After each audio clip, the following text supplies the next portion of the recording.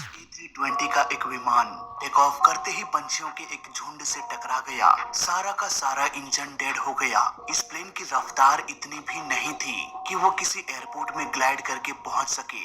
आखिर क्या हुआ इस प्लेन के साथ, कैसे इस प्लेन को सुरक्षित लैंड कराया गया, जानेंगे पूरी कहानी आज के इस वीडियो में। 15 जनवरी 2009 LaGuardia airport New York. US Airways flight 1549 take off करने के लिए तैयार हो गया।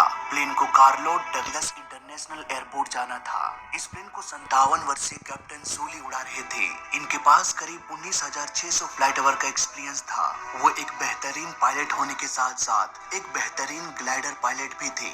वहीं फर्स्ट ऑफिसर जेफरी थे। इनके पास भी 20,000 फ्लाइट आवर का एक्सपीरियंस था।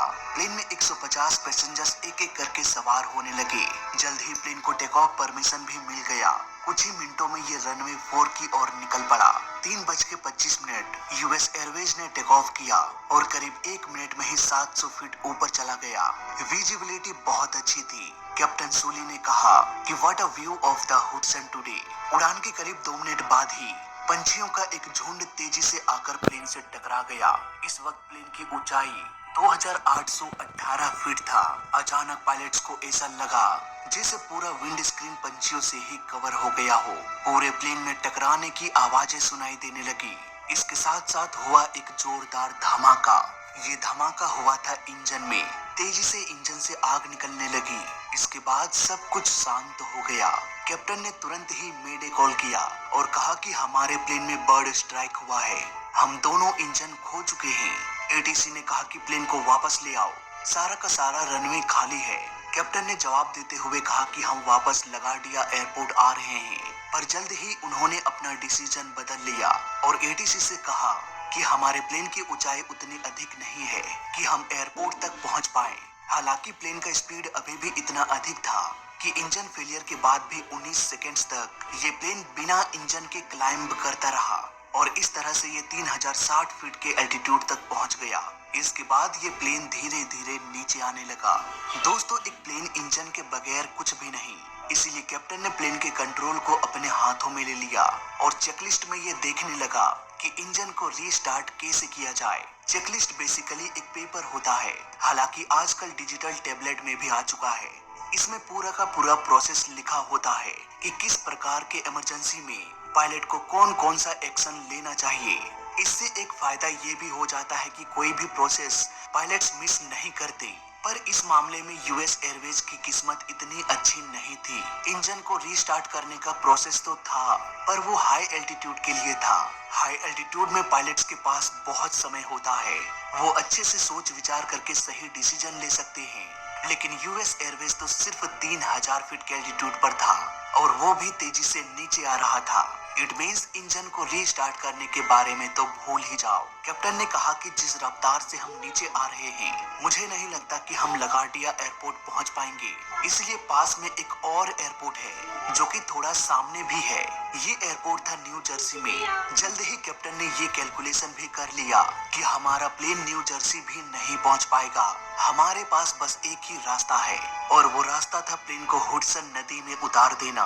कैप्टन ने एटीसी से कहा कि हम हुडसन नदी में उतरने वाले हैं। हुडसन रिवर को पार करने के लिए एक ब्रिज बनाया गया है, जॉर्ज वाशिंगटन ब्रिज। प्लेन इस ब्रिज से सिर्फ 900 फीट के ऊपर से गुजरा। अब फ्लाइट क्रू ने पैसेंजर्स को ये चेतावनी दिया कि हम नदी में लैंड करने वाले हैं, इसलिए कोलिजन के लिए तैयार रहें। उधर एटीसी ने सारे कोस्ट गार्ड को इन्फॉर्म कर दिया कि भाई लोग तैयार हो जाओ, रेस्क्यू मिशन का समय आ चुका है। अब प्लेन 230 किलोमीटर पर आवर की स्पीड से धीरे धीरे नीचे आने लगा। प्लेन को पानी में सुरक्षित लैंड कराने के लिए स्पीड को एज पॉसिबल कम रखना पड़ता है ताकि सॉफ्ट लैंडिंग हो सके। नहीं तो प्लेन जैसे ही पानी में टच डाउन करेगा, वो बाउंस करके ऊपर उठ सकता है। ऐसे में प्लेन के कई टुकड़े भी हो सकते हैं। कैप्टन एक बेहतरीन पायलट के साथ साथ एक बेहतरीन ग्लाइडर भी थे। उन्हें पता था कि कैसे मुझे प्लेन को पानी में उतारना है। प्लेन बेसिकली एक खोखला ढांचा होता है जिसमें बहुत सारी हवा भरी होती है। यही वजह है कि प्लेन को पानी में भी लैंड कराना संभव हो पाता है। बस ध्यान ये देना पड़ता है कि प्लेन के सारे होल्स बंद हो। फॉर एग्जाम्पल, लैंडिंग गियर को क्लोज रखना पड़ता है क्योंकि लैंडिंग गियर का डोर इतना बड़ा होता है कि बहुत सारा पानी प्लेन के अंदर घुस सकता है और प्लेन चंद मिनटों में ही डूब सकता है। यूएस एयरवेज जैसे जैसे नीचे आ रहा था वैसे वैसे कॉकपिट में अलार्म भी बजने लगा। ये अलार्म था GPWS यानी कि ग्राउंड प्रोक्सिमिटी वार्निंग सिस्टम की। जब प्लेन का कंप्यूटर ये देखता है कि प्लेन ग्राउंड के नजदीक आने लगा है लेकिन फिर भी इसका लैंडिंग गियर क्लोज है, तो कंप्यूटर को लगता है कि भाई ये सही नहीं है, या तो प्लेन को ऊपर ले जाओ या फिर लैंडिंग गियर को डाउन करो। इसलिए back to back landing gear और पुल अप का अलार्म बजने लगता है। कैप्टन ने इन अलार्म्स को इग्नोर करते हुए प्लेन को पानी में टच डाउन करा दिया। प्लेन का फ्यूजलेस पानी में फिसलते हुए कुछ दूर आगे बढ़ता गया और फाइनली कुछ देर में रुक गया। यहाँ पर एयरबस कंपनी को भी ये पता था कि कभी न कभी प्लेन में ऐसा प्रॉब्लम जरूर आएगा जब इसे पानी में इमरजेंसी लैंडिंग कराने की जरूरत पड़ेगी। इसलिए कंपनी ने एक डीचिंग बटन को भी प्रोवाइड किया था। इस बटन को प्रेस करने के बाद प्लेन खुद को तैयार कर लेता है पानी में उतरने के लिए। इस बटन को प्रेस करते ही प्लेन का सारा इनलेट्स क्लोज हो जाता है। आउटफ्लो वाल्व जहां से हवा बाहर जाती है उसे भी और इस जैसे बहुत सारे वाल्व्स को बंद कर देता है ये बटन। कैप्टन ने इस बटन को प्रेस कर दिया था ताकि प्लेन में जल्दी से जल्दी पानी ना भरे और थोड़ा और समय मिल सके पैसेंजर्स को बाहर निकालने के लिए। प्लेन जैसे ही पानी में रुका, कैप्टन ने कॉकपिट के डोर को ओपन किया और कहा कि जल्दी से बाहर निकलो। धीरे धीरे पैसेंजर्स बाहर निकलने लगे और प्लेन के बॉडी के ऊपर ही सवार हो गए।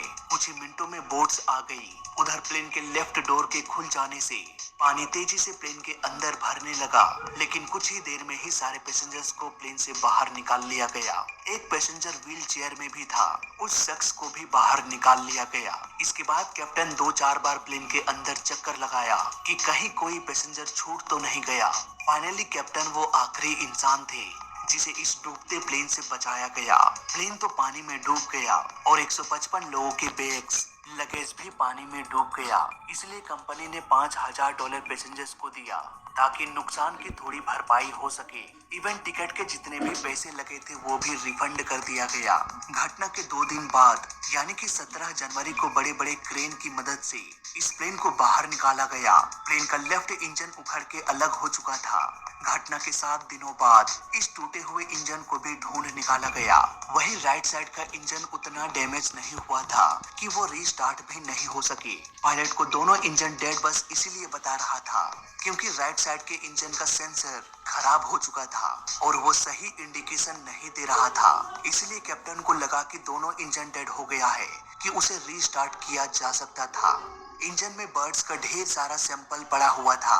इसके डीएनए टेस्ट के बाद ये पता चला कि ये बर्ड्स कनाडा गीज थे। इन बर्ड्स का वजन काफी भारी होता है, पर क्या ये इंजन इतने भारी भरकम बर्ड स्ट्राइक को नहीं झेल सकता? दोस्तों, इंजन के टेस्टिंग के दौरान मरे हुए पंछियों को भी इंजन के अंदर डालकर ये देखा जाता है कि कहीं ये पंछी इंजन को डैमेज तो नहीं कर रहा।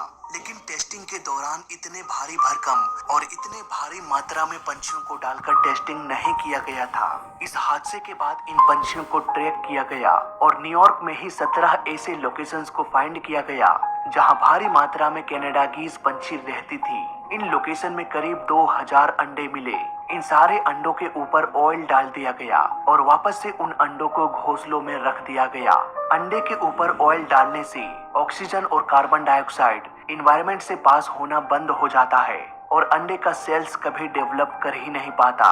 इस तरह से सारे के सारे अंडे खराब हो जाते हैं। इवन अंडे के अंदर बच्चा भी हो तो वो अंदर ही मर जाता है। ऐसे में इन बर्ड्स को लगता है कि यहाँ कोई महामारी आ चुकी है जो हमारे सारे अंडे को खराब कर रहा है। इसलिए वो पंछी अपने वंश को बचाए रखने के लिए वो जगह ही त्याग देते हैं। कुछ इस तरह से जुगाड़ लगाकर सारे के सारे पंछियों को एयरपोर्ट से दूर भगाया गया। ये टेक्निक भी काम आता है पंछियों को एयरपोर्ट से दूर भगाने में। इसी तरह से और भी कई तरीके होते हैं, जैसे कि एयरपोर्ट में पटाखे जलाना, फल देने वाले सभी पेड़ों को काट देना ताकि पंछियों को खाने के लिए फल फूल ना मिल सके, बड़े बड़े स्पीकर लगाकर शेर चीता जैसे जानवरों की आवाजों को बजाना ताकि पंछी डर कर भाग जाए। इसी तरह से बहुत सारे पैतरे अपनाए जाते हैं एयरपोर्ट्स में। हालांकि इस पर भी मैंने एक डिटेल्ड वीडियो बना रखा है, लिंक मिल जाएगा डिस्क्रिप्शन में। इस हादसे को देखते हुए करीब 70,000 बर्ड्स को पूरी दुनिया में मार डाला गया। उधर एनटीएसबी ने 13 बार फ्लाइट सिमुलेटर में प्लेन को उड़ाया, ठीक उसी तरह से जैसे कि यूएस एयरवेज फ्लाइट 1549 के साथ हुआ था। इस सिमुलेशन का मकसद था ये देखना कि क्या वाकई में यूएस एयरवेज एयरपोर्ट तक नहीं पहुंच पाता। इस लोकेशन में 13 बार सेम उसी तरह से प्लेन को उड़ाया गया, लेकिन सिर्फ 7 बार ही प्लेन एयरपोर्ट तक पहुंच पाया। फाइनली उन्हें भी ये जवाब मिल गया कि कैप्टन ने उस वक्त जो भी डिसीजन लिया वो सही डिसीजन था। इस तरह से सभी पायलट्स और क्रू मेंबर्स रियल हीरो बन गए। इस रियल इंसिडेंट पर कई सारे डॉक्यूमेंट्रीज और फिल्में भी बन चुकी है। तो ये थी कहानी यूएस एयरवेज फ्लाइट 1549 की। फिलहाल इस वीडियो में अभी तक के लिए बस इतना ही।